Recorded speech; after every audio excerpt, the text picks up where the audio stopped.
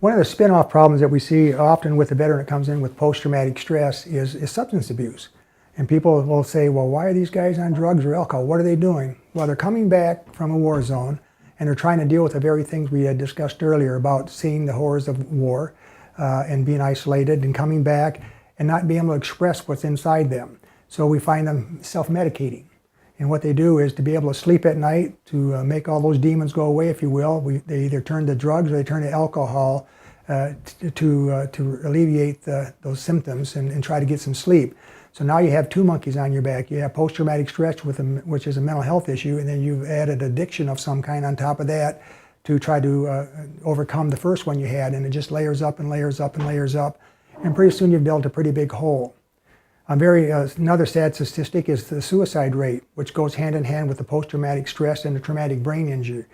I have figures that say that from the Afghan war, when it started in 2001 to date, over 900 individuals, military individuals, took their life while on active duty. 900 in the last 9 years. And it's estimated that 18 veterans take their own life every single day. 18 veterans a day. The Vietnam War, we lost about 58,000 veterans in the war, but it's estimated between 150,000 and 250,000 have taken their own life. What a sad commentary that is. And it's because the mental health stigma that you're a soldier, you suck it up, you don't whine and cry because you have a wound in your head. But that's what all this transpires from, is the mental health issues, not being able to cope. And so the only way out is you take your own life. And how sad it is that they just couldn't reach out, or somebody couldn't reach them. So that's another program we're addressing very vigorously, is to listen to what they're saying, ensure that they're protected, ensure that they get the help that they need. If a veteran with a mental health condition had that same condition anyplace else on their body, an open wound on their hand or their arm or their leg, it would be kind of a badge of honor, if you will. I got that in the war, but because it's a mental health issue, because it's in their brain, they feel it's bad, if something's wrong with them, and they don't want to talk about it. They don't want to, it's weakness. They look at it as weakness. It's not. It takes a hero, a real hero, to come in and ask for the help that you need, because it not only does it affect you, but it affects everybody in your family, everybody in your community. And so as a community, we need to look around and make sure that we're getting these people the help that they need. Back in the Vietnam days, it was a term called gone postal. And what happened there was you got a lot of guys who came back from the Vietnam War, and so they would look for government jobs. And if you're a Vietnam vet, a war vet, you got 5% or 5 points towards the testing, and you got another 5 points if you're a disabled vet. So the only government jobs we have that are relatively available in most communities was the post office. So you find a lot of these vets will get hired because they got 10 points coming right in off the bat, and they get into a high-stress situation, which the post office job was, and then they would just flip out, and they would go on postal. And there would be a shooting at a post office, and you'd always hear them say, well, it must have been another Vietnam vet that flipped out, and that's where the term gone postal. And I was talking with a reporter not too long ago, and she said, you don't hear that term anymore. And I said, well, the old Vietnam vets have retired from the post office once and didn't take themselves out, and so they're gone now, but you're going to hear it coming again because they have a whole new crop. 1 out of 3 of the Iraqi and Afghan vets coming back have post-traumatic stress.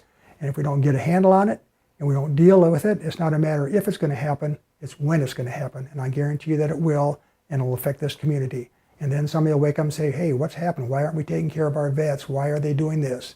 And the suicide rate and the murder rate, the homicide rate is also very high, because unfortunately when these veterans act out, they act out to the person that's closest to them, and that happens to be their spouse. And so the spouses are the ones that take the battering, the domestic violence charges that you'll see. And another uniqueness that we touched on earlier is the female veteran. Is the female veteran with post-traumatic stress going to act out against the alpha male? Probably not. So who is going to take the brunt of their acting out? It's going to be the children, because they're the closest, and they're the ones that are going to take the brunt of that. So again, we have a whole society worth of problems coming down, and individuals are going to be affected. And again, you don't have to have a veteran in your family to be affected by it, because if they're in your workplace, or if they're in your church, or if they're in your community, they live next door to you, there's problems. We have a lot of little time bombs walking around this community. We had over 350 vets that deployed between the 180th and the 1436th. 1 out of 3's got post-traumatic. Do the math. We have over 100 veterans walking around minimum in this community with post-traumatic stress. And how many of them are being treated? That's a scary thought. You know, and another little sidebar to the veteran. Number one is active duty military. You're put in a very stressful situation. You've chosen a job that's pretty hazardous, pretty dangerous. Depends on what career field you go into or where they send you. But by you signing up and going in the military, there's distinct possibility that you could be greatly harmed or lose your life. And so that's always working on you in your mind is, why do I want to serve my country? Why do I want to do this? And there's a myriad of reasons why the people do. From my family's always done this. There's always been a veteran. Somebody in my family has always served their country very proudly. And you'll see with most families, traditionally they stick with whatever branch of service your dad or your grandpa was in. That's kind of a tradition, whether it's Navy, Air Force, Army, Coast Guard, or Marine. You just do that. But very proud, and a lot of veterans serve their country because it's the right thing to do. That's what they want to do. Some serve it because its educational benefits are there, or it's a great job and they're going to train you, or you get to see the world. There's all kinds of good reasons to join the military, but every military person I've ever met has been very proud to wear the uniform. And even during Vietnam, we were very proud of what we did as the service members and to support our way of life, and we do it again. And you can ask these veterans when they come home from the Iraq War, no matter how bad they may be damaged, they want to go back because there's a job that needs to be done. Political side, it doesn't matter. The bottom line is they're there with their comrades, with their buddies, with their fellow soldiers and airmen and Marines and Navy folks, and they're doing the job that they were trained to do, that our country asked them to do. And so if something should happen to them, then we definitely owe these people, when they come home, to embrace them, thank them for their service.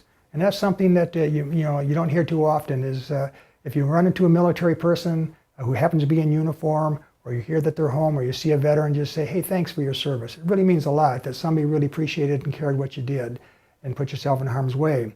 So anyway, when you get trained and you're sent off to do your job, then you're exposed to all kinds of wild things. In Vietnam, it was the Agent Orange, and took years before we saw the ramifications of what that dioxins have done to the military and to some dependents. There are dependents that some conditions that are out there right now that the VA says was a direct result of exposure to Agent Orange of the veteran, so their children or their grandchildren. So we can discuss that later on also. There's the handling of depleted uranium they're being exposed to. World War II vets were exposed to nuclear testing. And then there's the Cold War injuries. The first Gulf War vets were exposed to all kinds of things with these oil fires burning, the types of gases they were afraid that we were going to find when we got over to Iraq and Afghanistan. The injections of sarin gas, the injections that our own government gave us as antibiotics and things to stop these conditions from happening. Pesticides that we're exposed to because of the animals and the ticks and whatever else was over there. So cold injuries, heat injuries from being in the cold climates. There's a lot of things that come back. And we know a lot about these right now, and we're set up for them. That's the thing. We're set up. The VA has really come light years ahead of being able to help veterans. We know what traumatic brain injuries are. They lead the world in studying brain injuries.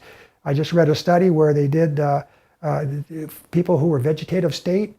They brought back 74% of them were awoken, as the term used. And in the same studies in civilian hospitals, they were lucky if they got it in the 30 or 40 range. So what the VA is doing is a cutting edge prosthetics.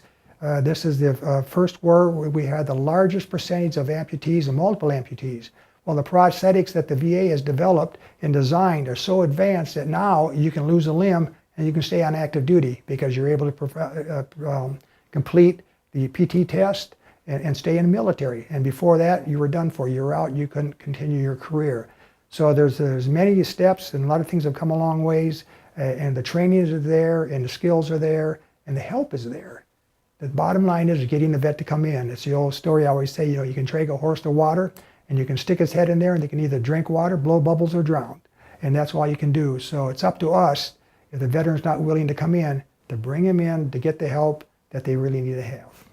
For those of you who answered the call when your government called you, we appreciate that. We thank you for what you did. And now, if you have to call the government, we want the government to be there to answer your call for assistance. And as I said earlier, it's up to the community to reach out. 83% of all the families in the United States, 83% have a veteran someplace in that family. So everybody knows one, whether you know them through your work, through through your clergy, through the church you go to, through the market you shop at, through any place that you go, veterans are there. So if you are cognizant of a vet, or you hear a family member say, well, you know, so-and-so came home and boy, they're just not coping very well, they're having problems, they can't find a job, just keep this in the back of your mind. And it's your duty as a non-veteran, as a person who got to sit back here in the United States and enjoy all the freedoms that we've been able to provide, it's your duty to say, hey, did you know that there's a place that you can go or start with that you might be able to get the help that you need? And that's maybe all it takes, is for somebody to pick up a phone or grab them by the hand and say, hey, come on with me and let me take you someplace where there's folks waiting to help you and give you the help that you need. So that's what we really like to have you do as a community, is to reach out and touch somebody and bring them in out of the cold, bring them home. And tell them thank you for their service and welcome home. That goes a long, long ways. As we said at the beginning of this program, or the starting of this new program, we want to design it around you. We want your input. We'll take this show where you want it to go. You know, veterans, did you know? If you don't know, ask us, and we'll be able to help you find the answers to the questions that you have, no matter what it is. There's not a question that you can ask that we can't find an answer to it. And always people say, well, this is a dumb question. Well, the only dumb question to me is a question that wasn't asked. So if you give us the guidance, we're going to have a website listed at the bottom of the show here as you're looking through it. And send us your information, send us your questions, send us your stories, send us some ideas that you'd like to see on the show, because we'll build it around what you want to do. When I started this Veteran Service Center in 1990, I had 153 people contact me the very first month looking for assistance. Today, we average over 3,000 client contacts every single month, and we built the program around what the veterans' needs are. And as I said earlier, I'm very proud to say you can walk in here and I can meet all your basic needs right here without going anyplace else.